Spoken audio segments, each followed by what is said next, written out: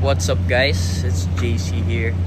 And nandito kami sa aming standby area. So, yung question is, ano ang memorable experience ko sa school, prom, or acquaintance party?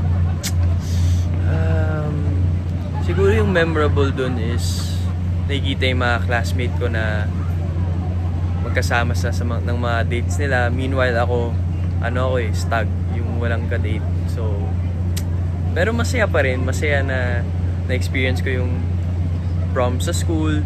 Yung makikita ko na kung sino yung mga kaklase ko outside of school. Kasi hindi rin kami masyadong napag-bonding ng mga kaklase ko eh. Usually sa school lang talaga. So, dun sa prom parang mas nakilala ko sila. And syempre, yung prom king and queen, di ba? So, yun lang.